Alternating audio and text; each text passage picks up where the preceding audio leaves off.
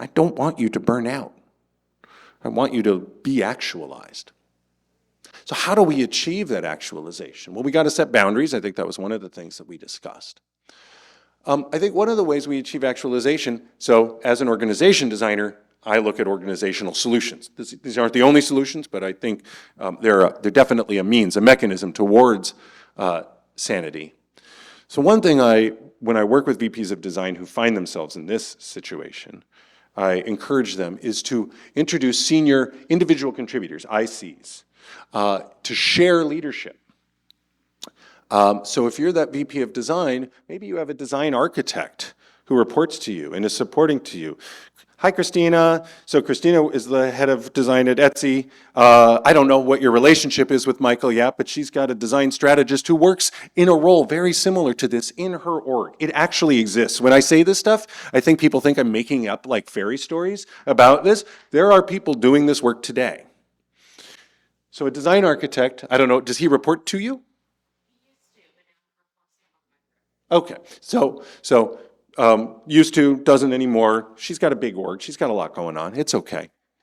But someone super senior who can report to the VP, and we'll talk more about what they're doing.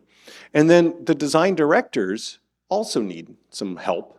And so principal designers, not as senior as, say, a design architect, who support them so that they can be that plate spinner and their organization doesn't drop plates.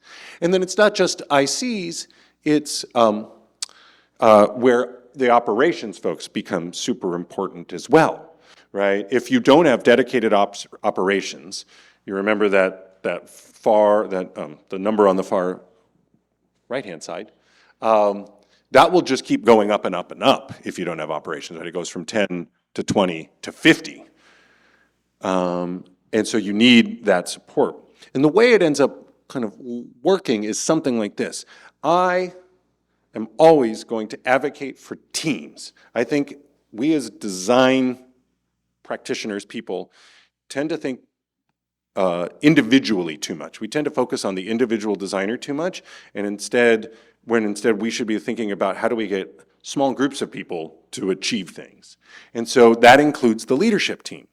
There should be no VP of design just hanging out on their own trying to do all of these things.